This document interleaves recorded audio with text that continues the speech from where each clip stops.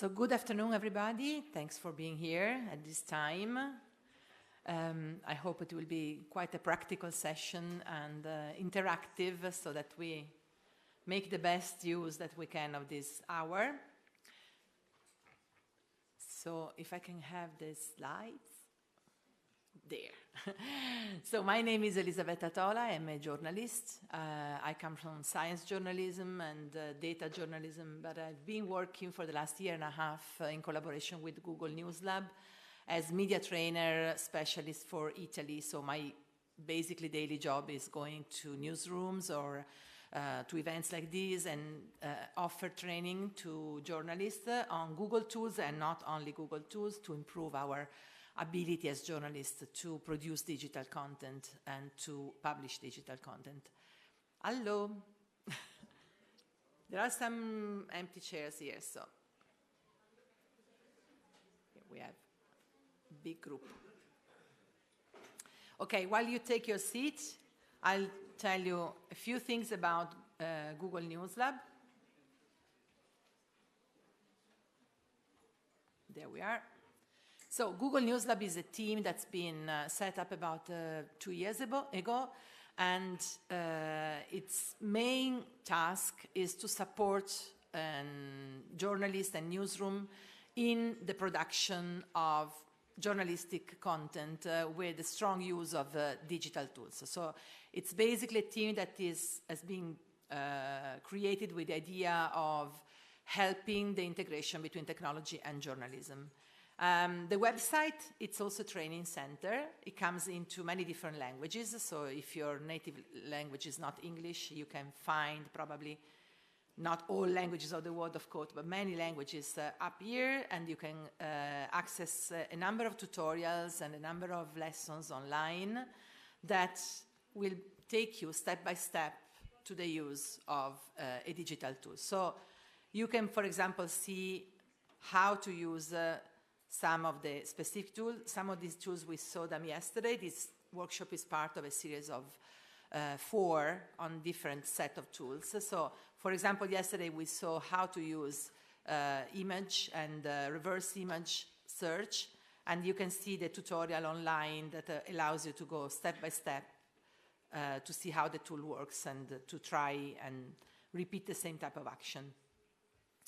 The website is not only a training center, it's also a website that's aimed at giving information on the activity that Google News Lab is fostering in the area of journalism. In particular, I like to mention, since we are here at the festival, and there are lots of sessions on verification, I like to mention the collaboration within First Draft, which is a coalition of companies and agencies and players in the field of digital journalism. And First Draft is particularly involved and committed to the area of verification of news and content that's available online. And there are lots of workshops here in the festival as well. You can find them on the program that are focused specifically on this topic. So I recommend people interested in the issue of verification to look up for this kind of workshop. But from the website here, you can also go to the blog medium of First Draft, where there are lots of links to specific tools and specific case studies that can clarify how you can actually operate verification online. Right. So we just deep dive in what we're going to do today. We start one of 2-part workshop on immersive journalism.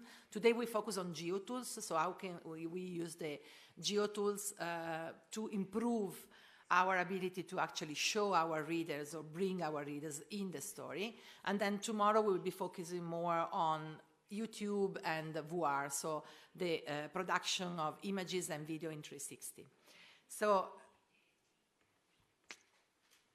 the geotools are one of the core set of tools that are available from the Google platform. And what we will be doing today, we will go through MyMaps. I don't know how many of you use MyMaps. Has anybody used MyMaps to produce maps? Okay, some hands up. So you can help me maybe even showing some example if you want to share them with the other here. Fusion Table, Street View, and Google Earth. We will focus mainly on MyMaps, Street View, and Earth. These three tools are highly integrated between them. So you can easily move from one to the other and start producing, for example, a play map and then bring that to life into Google Earth. And I'll show you how you can move from one to the other. So in order to access MyMaps is a very simple tool. You can just simply start from your account. You have to log in with a Google account, so with the Gmail, and you can just start from either directly MyMaps. You just go, sorry, maybe this is very small. Okay, so you can either go directly to the MyMaps dashboard here, and you can start creating a new map, or you can go to from the general maps, the normal maps, still being logged in. You see I am logged in with my Gmail account, and you go from the menu here and go down to MyMaps again. Sorry, my interface is in Italian, but so create a map. We end up at the same place. So to create a map, you can, first of all, choose what base map you want to use. This is the common one, the base map, but you can get few more. You can pick them up here from the menu, the bottom part. The base map, you can pick, for example, the satellite map. Sometimes it's worthy to show this kind of base map, or you can use other type of base map. It really depends on what you're showing on your map. So either if you're showing a specific direction, a specific place mark, or if you're just using the map to display a number of objects on it. So you can pick whatever you want. I'll just stick with the basic one. It's very important to complete all the elements in the map, so the title. Just keep in mind that if you don't put title and description of any object, these things are going to be lost, basically. You embed them in your website, but people won't be able to find them searching in the web. So it's very important. For example, I put a title and a description, okay? Not a very specific description here, but just to show you the place. Then, how does MyMaps works? It works by levels, so you can entry many levels of information. You can add a first level, then a second level, a third level. We'll see how you do. The first thing we can do, let's go to Perugia, where we are at the moment. Okay. I can decide to draw a map directly, just simply placing the place marker. Here there are a number of tools. Is that too small? Can you see it from the top? Yeah. So if you can take a placemat and just put it on the place directly, just drawing it, okay? So Perugia, it's for example my first point, and that's Festival Town, okay? And then if I want to add a second place mark, I just go and, for example, okay, put here second step, oops, and again, description here. And you can basically fill a map with place mark. If you, for example, showing what happened along a certain route. I'll give you immediately an example.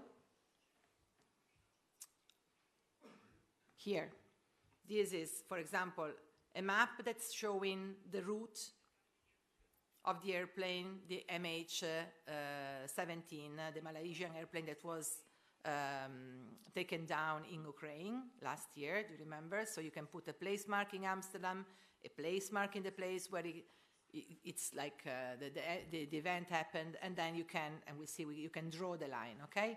Or, for example, here, I can say in my reporting, like I was doing a reportage from Iran, and I had to show the different place where I've been visiting, so I can include a map like that.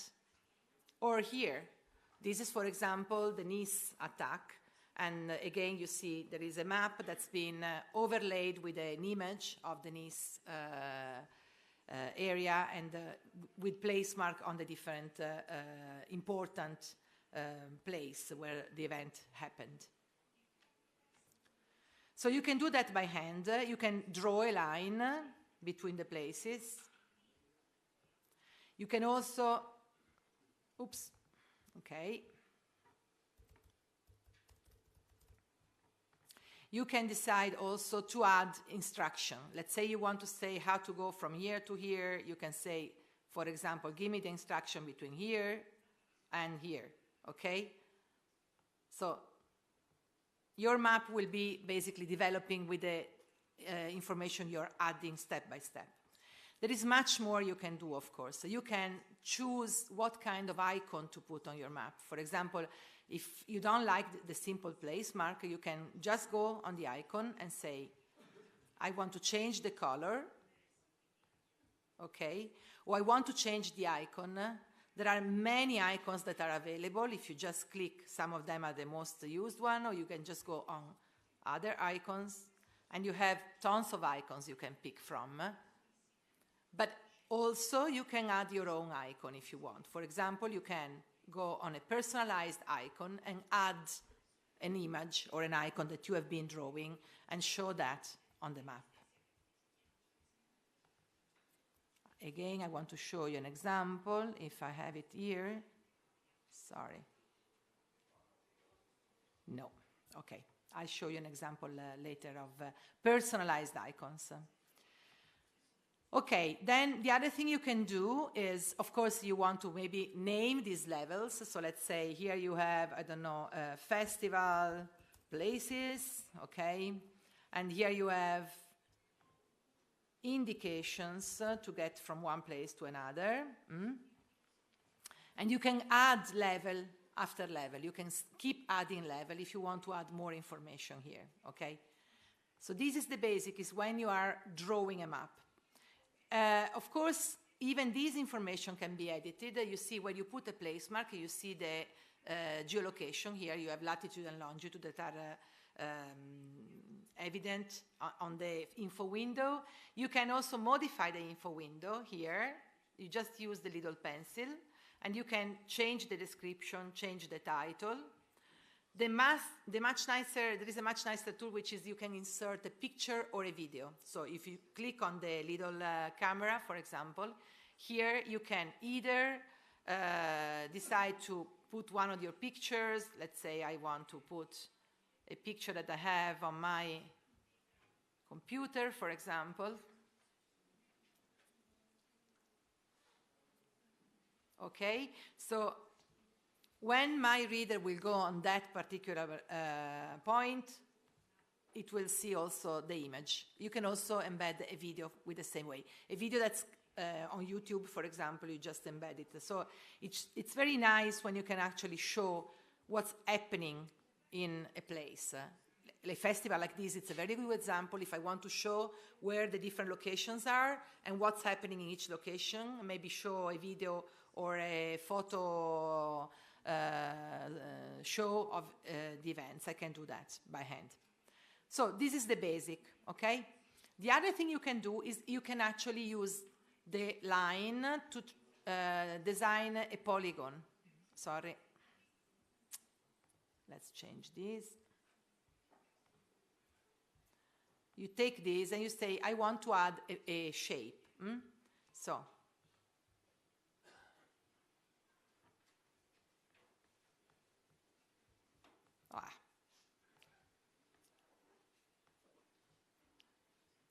Okay.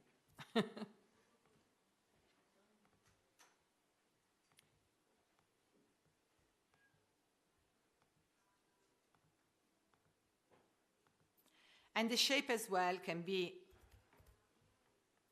modified. For example, it gives you exactly the system gives you like the information of what's the area of the shape, and then you can change the color. And also, in this case, you can basically have it's an extra level that you are adding. Okay, this is basic when you are drawing a map. Let's see, if I want to publish this map, I just go here on the top menu and say, incorporate this map on my website. I'm working here in within my account, so it's private. until I'm finished, it keeps like being private. So of course, Google is telling me this is not public. Before you go and publish it on a website, you need to make it public. So I go, okay, let's share it. Let's make it public. Okay, as I do with everything else, like let's say a YouTube video or other things. Now it is public, and now I can actually go and get the iframe to put it on my HTML page, so to have it embedded in my page. Okay, now let's change, we stay on the map, but we see something else. How can I build a map, not by hand, going point by point, but importing a set of data, which is something that is very common when we're working with. Okay, for example, last summer, we had an earthquake here. Perugia was also involved in this series of events, and I managed to download all the data of the different shakes registered by the National Institute for Earthquakes, so the National Institute for Geophysics and Volcanology, just to show you. Sorry.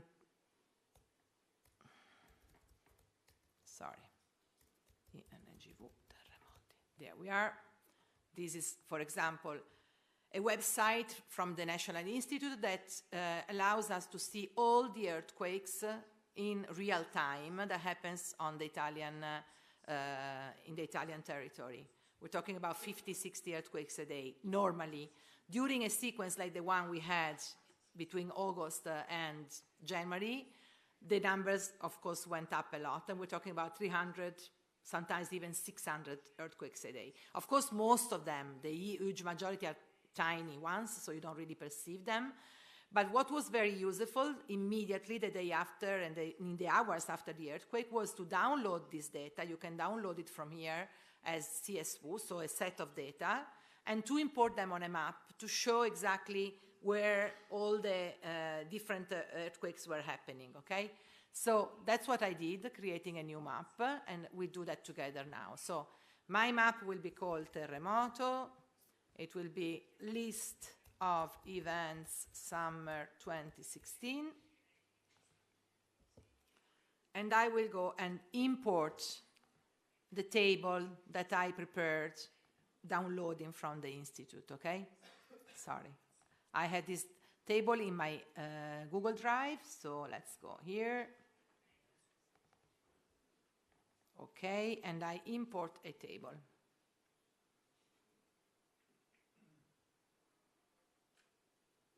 Oh, I usually import a table.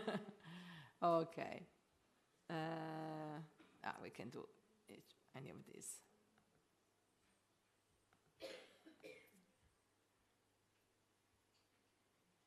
Okay, so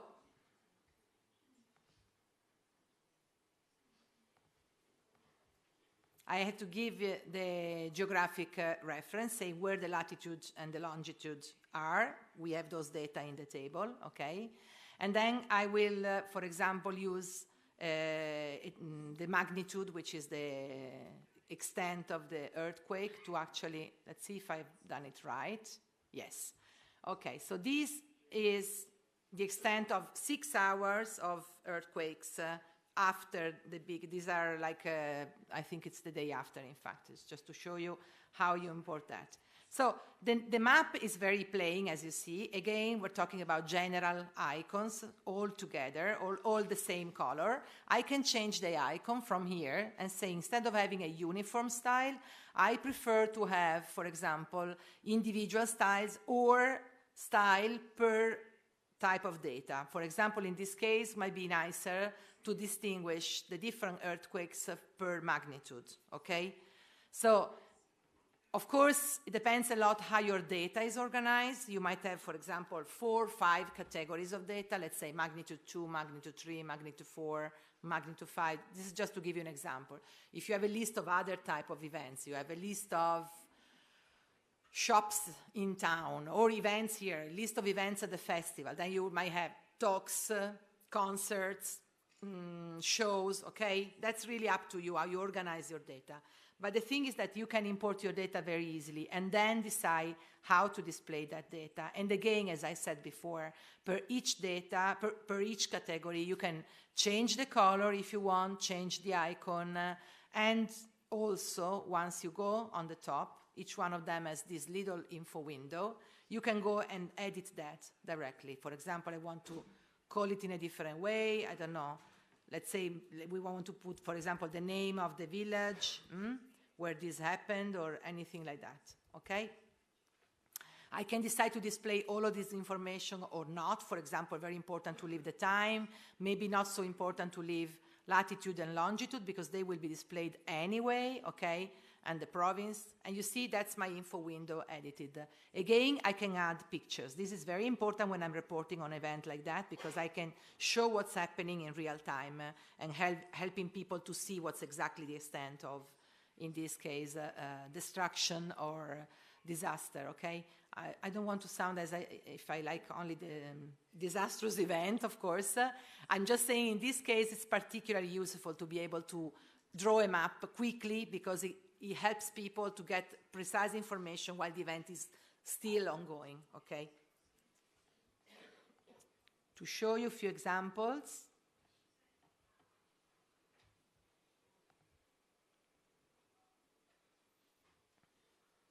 Okay, I particularly like this map and I really want to thank the students of the Master in Journalism at the University of Turin because they prepared the map in the past few weeks. And this is summarizing, this is just a screenshot, but I want to bring you to a real map.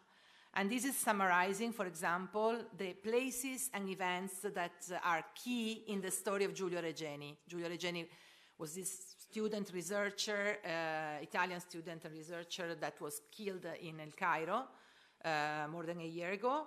So they have summarized some of the key information we have. It's like a map helping people to understand where he was seen last, which are the places where the information we have, because we don't have all the information that we should. There is actually a panel tomorrow on this, on Regeni leaks, but I want to show you how they worked on that. You see, for example, each place mark is enriched with the definition, the place, and maybe even the video, okay? Or let's say there are pictures of the home, of the house, and the stop of the metro where he was last seen, and so on, okay? So that's a very good example to summarize an amount of information that, of course, are going to be described in a text, but can be more easily captured when I see a map like that and I put things in a perspective. This is a very different type of map, and again, it's done with MyMaps.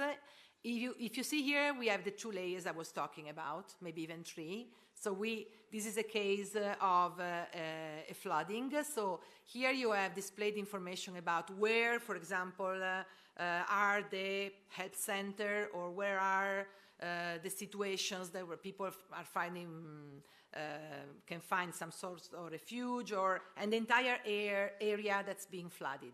So again, one layer gives me an information which is the polygon affected, so the area, and other layers are giving me very much more precise information on where I can find, for example, help or support. Or, for example, in the case of an emergency event like this, flooding or earthquakes, might be very important to use a map like this, for example, to make it evident which roads are available, which roads are closed. One of the things that happened during the earthquake in Italy is that some of the roads collapsed or were highly damaged. So it was very important to know, because of course lots of people were getting to the place either to bring help or to try to find their own family people, and it was very important to know which ways were available and which were not, okay?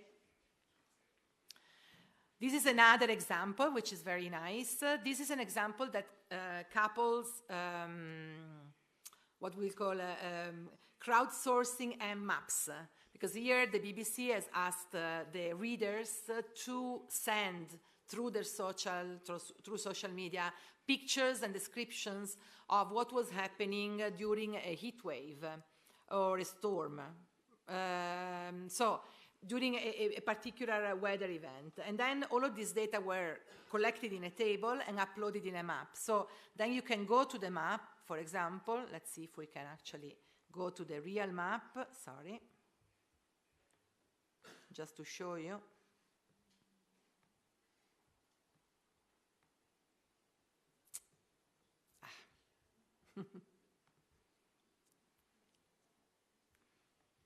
Okay, you can go to this map, and basically, while you're clicking on one point or another, I clicked on this one, you see this is the information that's appearing. So the name, the place, the contact on social media, and the picture provided by the user. So you basically put all the information that's collected by the different readers in a map, and then can be displayed and navigated. I want to show you another example. I think this is a good one again. This is another example of what we call also a crisis map. So a map that's used during an event of emergency. For example, when you're putting during fires, let's say, you can put on a map which are all the areas affected by fires and the type of situation that are being affected by this emergency. Okay, so let's see. If I go to my map, the one I prepared, I can see how it will look from like just clicking on the preview, and the preview will show me exactly how my reader will see it. So once I'm ready and I'm happy with that, I'll do as I did before. Menu and embed. Again, it says to me, this is not public, so please, this is still private. Go change the authorization, go public on the web, and then you can take your iframe and put it on your website. It's very important also to see, I don't know if you can see that, but in the iframe you have some dimension. You can change, of course, the length, the height and width of the map. So that's very, very easy to do. Any questions here? Yes. I think we need a microphone, sorry, because they're recording everything. Yes. So just a second and the microphone will be with you.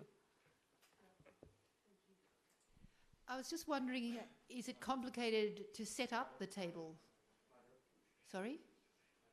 Okay.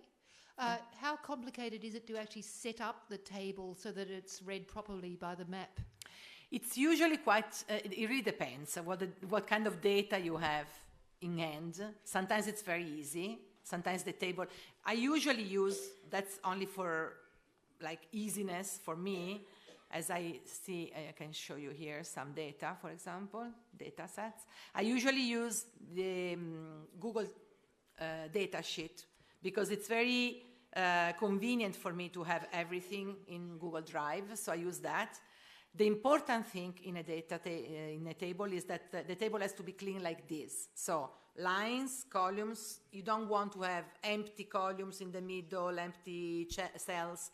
And of course the data has to be consistent, like you have, for example, let's say the case of the earthquake, we have the list of the different times. So each line is one shake at each time. And then you have a column with the magnitude, a column with the geographic data. It's very important to have the geographic data. So either you have longitude and latitude, or in Google Maps, because there is such a huge database of addresses and everything, you can also use the complete address, just street and town. I'll show you an example. Let me collect other questions and then I'll show you while I'll find another table to show you. Because there were, yeah. Oh, there and then there, sorry. Can you embed a live stream? If yes, how? If not, are you working on it? Can you embed a live stream? Yes, into the map. You can embed a video. Can you embed a live stream? I never thought about it. You're talking about the YouTube streaming, yeah. Or Facebook Live or other live streams. Facebook, I don't think so. You can only embed pictures and video from YouTube. So it's connected to YouTube. I'm not sure whether you can embed a YouTube streaming. I'm not sure about that. I'll check that. That's a good question. Thank you. Yes. Mi scusi, io ne faccio 2 di domande molto veloci. Prego. La prima, se possiamo integrare contenuti già di altri strumenti Google, mi riferisco ad esempio alle local page che sono su Map, no? Quindi creare una mappa con soltanto in un certo territorio con soltanto, non so, i cinema, faccio ad esempio. Sì. E l'altra, se occorre soltanto, cioè se c'è la possibilità soltanto di importare CSV o addirittura dei flussi dinamici, nel senso dei terremoti, se ad esempio anziché importare il CSV specifico posso integrare un qualcosa che mi aggiorni automaticamente la mappa. Grazie. Ok, so MyMaps, le rispondo in inglese così intanto, ok. MyMaps doesn't allow to incorporate dynamic flux. No, you can't do that through Drive. I think you can change the way you actually use, you can build a map on a data set in that way using the API. I'll show you now. Because there are a number of API, there we are, that allow to improve, let's say, the use of maps and to personalize the use of maps. But as it is, MyMaps is very simple, but it requires a table to start with. So you need to have a table to import. You can't have another source of data. That's the fact. The local page is the same issue. I mean, you need to get them on a table and then you can import them easily. There was another question? Yes. Sì, com'è possibile spostare le informazioni sul punto di interesse al lato della pagina e non nel pop-up sopra il punto di interesse stesso? Ok. Come nell'ultimo esempio degli storm, dei è a lato della... ok, andiamo a vedere. Let me just check one. So you mean is asking whether we can get the information here. That's what you mean, on the side. It is on the side. What people look is like that. You see, usually when you see that it's changing on the side. That's when people navigate the map, that's how it is. The information comes out here. It's not, yeah, exactly. It's when you're navigating through the map while you're preparing it that it is on the pop-up. Okay? Okay, I just want to show, and then I just want to show, for example, this is an example of a data. This is a list of bookstores in my town, in Bologna. I took this from a commercial site that is displaying all commercial shops. I scraped the data, I'm honest, but anyway. And here you can see that, for example, you have the name of the bookstores, and then you have the address. It's very important that the address is complete, so the street and the town, of course, because the database is very powerful, but not as powerful to guess the same name of the street in which town it will be referred to, okay? So, for example, if we want to do that, and I'll just show you how you do that. Let's open another MyMaps.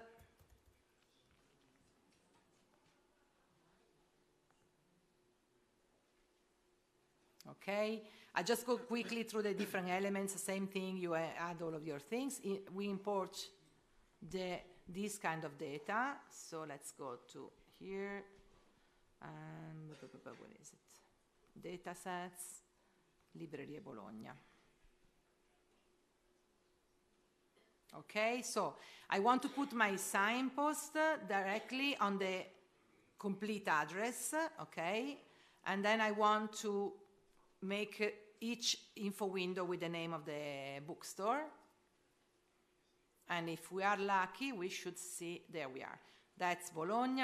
And for example, for this kind of map, I decided to do it with a lighter base map because I wasn't it's really up to you. I mean, and I'm not a graphic, so I leave it to people who have more visual skills than me. But anyway, you can do it this way. And again, then, for each one of these, you can go and change the information in the info window, add a picture or a video. And again, if you don't want a uniform style, you want, for example, to get a difference between the different bookstores. For example, I have decided to give each bookstore a typology. Let's say it's a cafe bookstore or it's a supermarket bookstore. So I've prepared an extra column with that kind, and I can get them all different, as you see. If you want to see how your reader is going to see it, again, the preview will show you, and so we answer to what you were saying. Here, people see the information directly on the right, on the left. Okay, there was another question, yeah. Why did you repeat the address twice? Because it's not really, it's a good question, because when I prepared my table, I had the address and the column with the city. I had to put them together. In fact, I wouldn't do that once I go. Here, I will edit the info window, as we say, you can edit. If I edit this and they say no twice, because there is no point in getting them, you just need one. And maybe you, for example, don't need to get, I don't know, the postal code, or you don't need to have other information. Maybe it's easier to have a column with the link to the website of the store. So it's really depending how you build the data. No, you just need one column with a complete address. The reason why you see it like that is because I had the two columns, I had to put them together in a third column. And if you want to edit the presentation for the pop-up for all of them, you just don't import to the table, or can you edit for all of them through the maps? If you want to add the presentation, right, so you want all of them to be edited like this. Oh, yes. Okay, so if you edit one, you edit them all. The only thing that's personal is the pictures. The image, okay. But the structure is edited once for all. Thank you. You had me clarifying that, yeah. Okay, so one thing I want to see here, I want to show you, if I'm, let me see. Let me go back to my maps for a second. I want to show you how you go from maps to Earth, because that's also a step we want to do, okay? So for example, let's say let's take this one, okay? Again, the earthquake one. I said I, for example, want to show the shakes and the area that's being affected.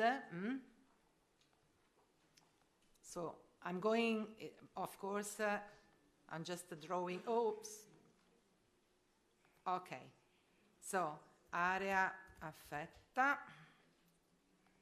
Okay, and we give it some sort of color. Okay, so this kind of information can be also displayed in Google Earth. So here we are in MyMap, and I incorporate MyMap as it is, okay? Then the next step we can do is go from MyMaps into 3D and satellite imagery into Google Earth. How many of you use Google Earth? Is there anybody that's, okay. So Google Earth is a very powerful tool, and it's free for use now, even in the Pro version. So I strongly recommend people who are interested in using 3D or satellite imagery to go through Google Earth Pro and download the Pro version. The Pro version is much more powerful than the basic one, the one that you usually use, because it allows you to save images also at high definition, so to download images, and these images being satellite imagery are usually very good definition, very good quality, and it allows you also to produce movies and download movies. So it's a much better tool, especially for journalistic production, than the basic Google Earth, that basically is more into navigation and nothing else, okay? So we will use my Google Earth here. Let me just open it again because I quit it. Okay, so.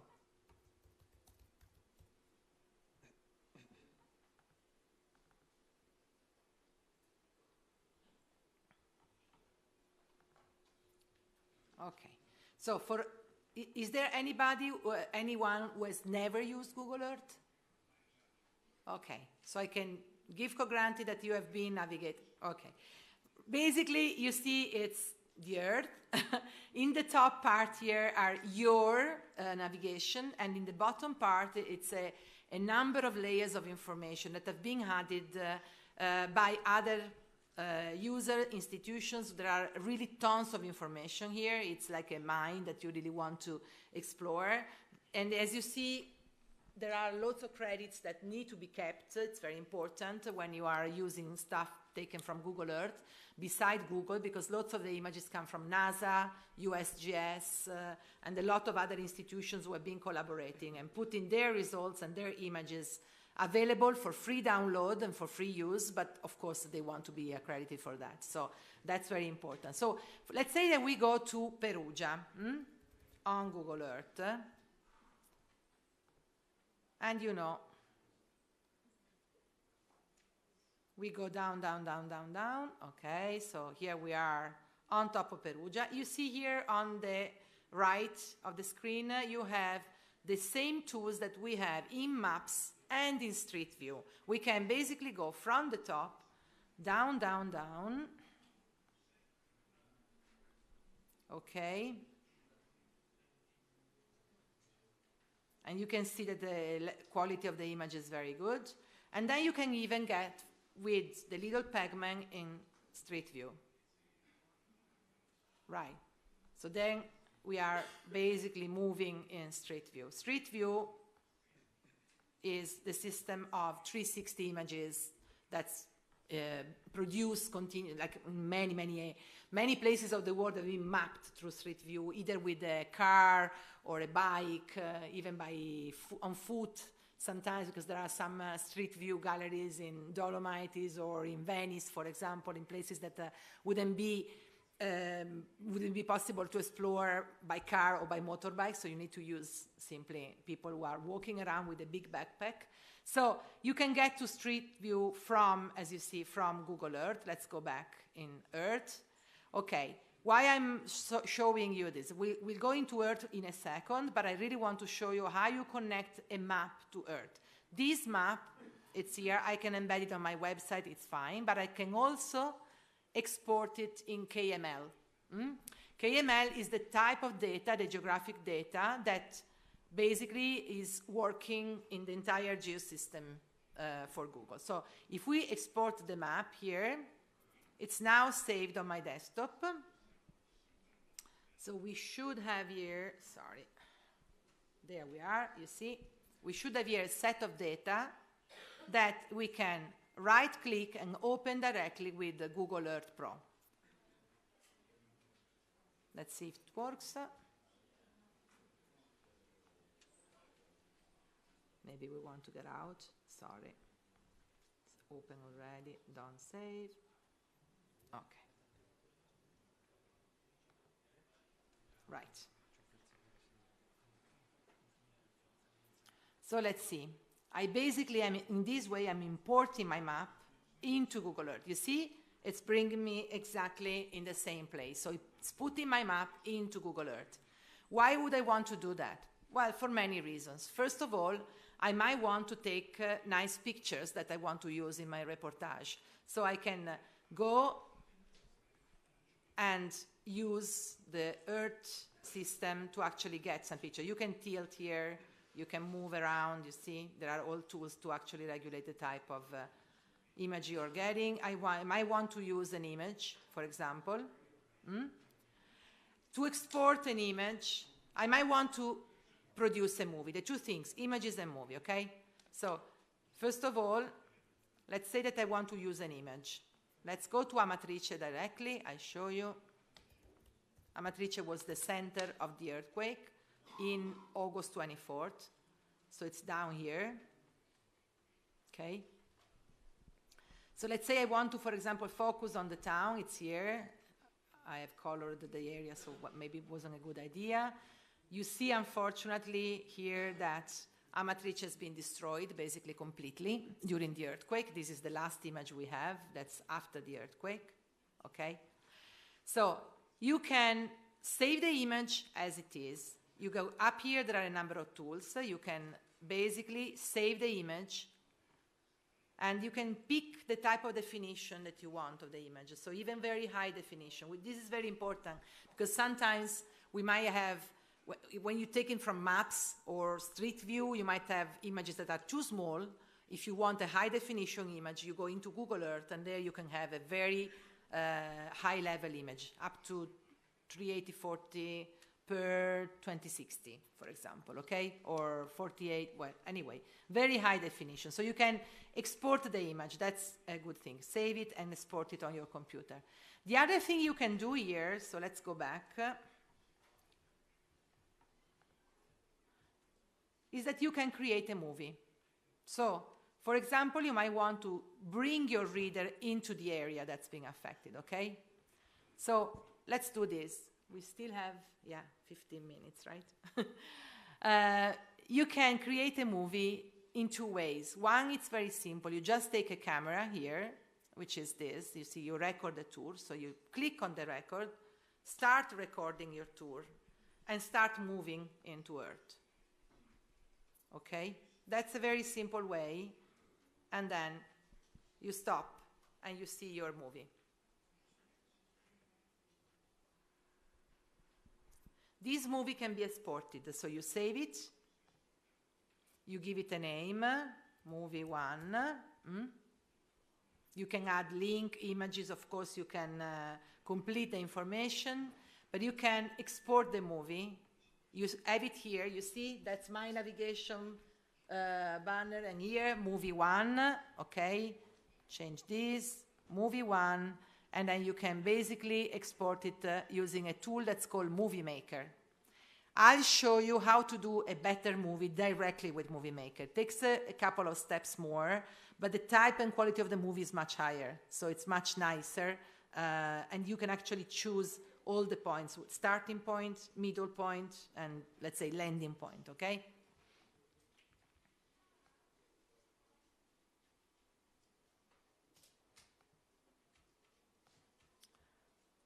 Let's get rid of this for a second, and I'll show you. Okay. Okay,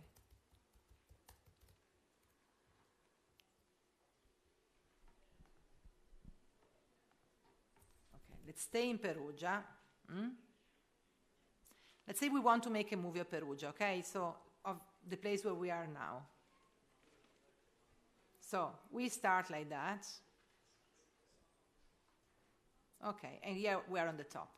Let's say we want to start a bit farther. Let's say we are here. You can start from the beginning, of course, from the globe.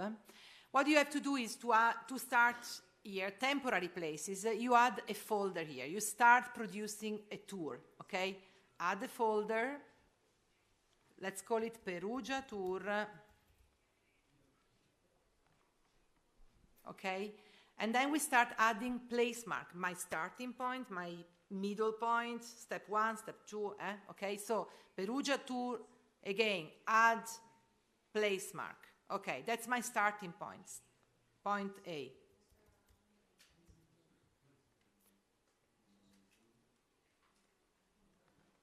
Then, let's say that we want to go closer, and then we want to maybe move a bit, okay?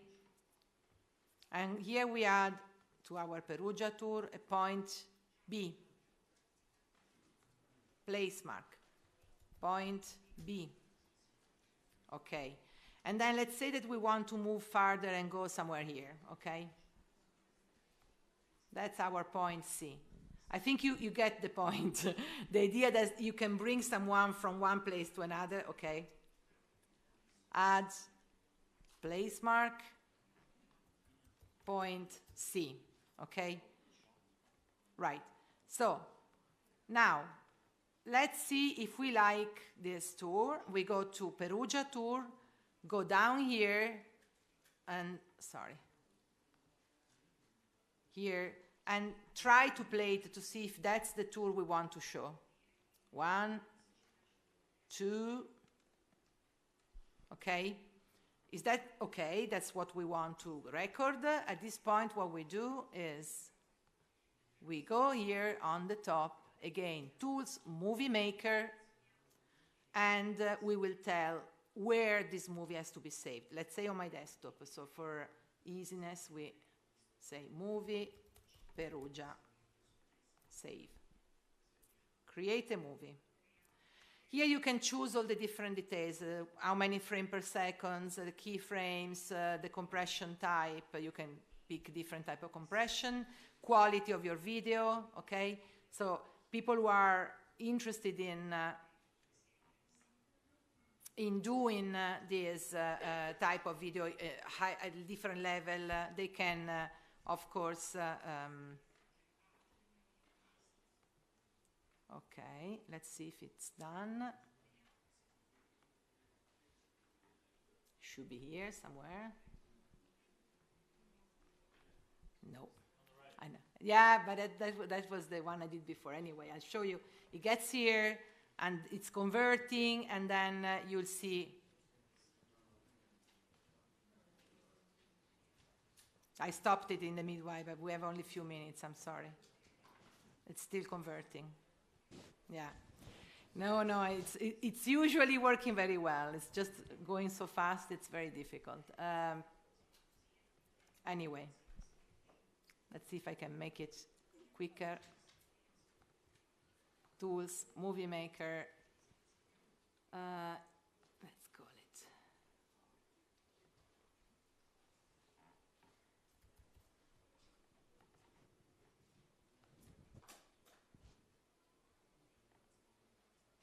And it should be going, but I think it's just being very slow at the moment. Okay. You get your movie here anyway. I'm sorry, it's just because we have very little time, but it's converting, and you see your movie on your desktop. This is really... Okay, you see. Anyway, this is a MOV movie. You can import this type of movie in any video editing program and then change it and make it within a flux of other images. I want to close to showing you where you can get more information about how to do these things, because I think we just went very quickly through a number of examples, and I just want to give you the reference where you can find the step-by-step information on how to get there. There we are.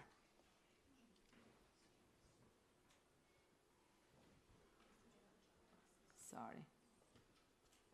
Okay. Here in the newslab g.co/newslab, you find a specific tutorial on how to create a movie with Movie Maker. It's the same step we did now, but a bit slower, of course, so that it will allow you to actually create the type of movie you want.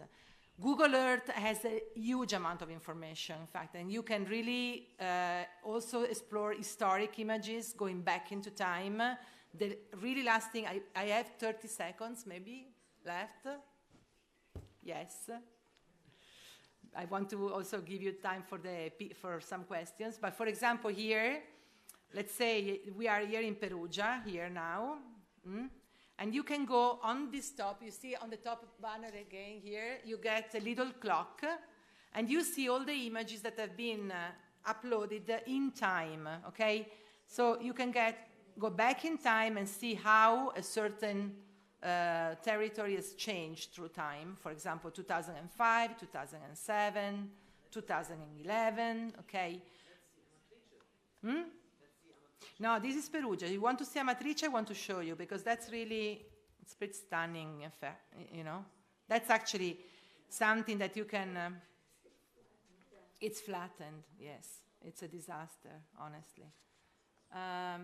Yes. So this is Amatrice.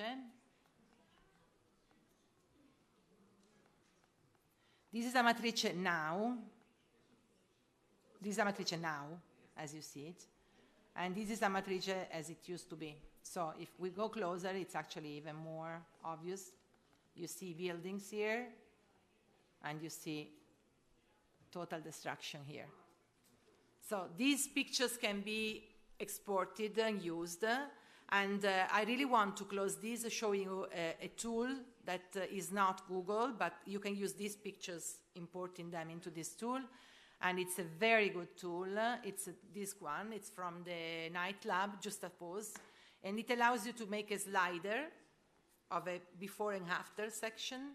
And so I prepared one with pictures of Amatrice. And if I can just access my pictures here.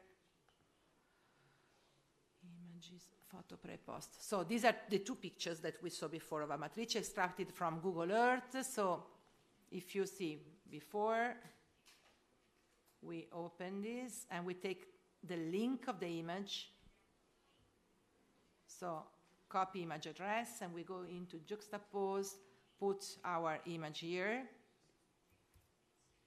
and then we do the same for the second one. So, sorry.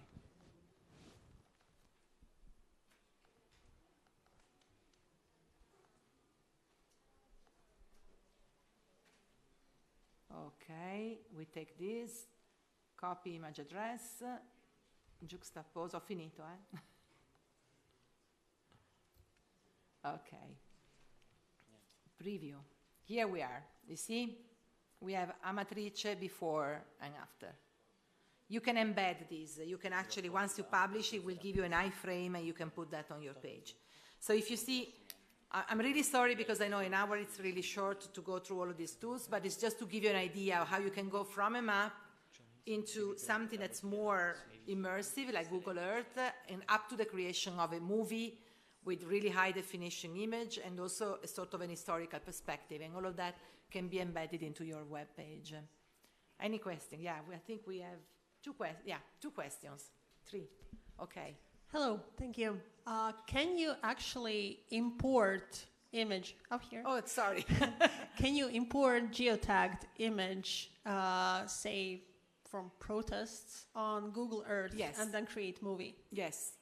You can. You can put your own layers. You can import them, and that's something. That's one of the reasons why it's so useful as well. You can actually create your own layer of information and prepare a movie. There was, here on the top. We have to close. Okay. Can I just collect the three of them together and just? Okay. Is there any way to work with polygons on Google Maps?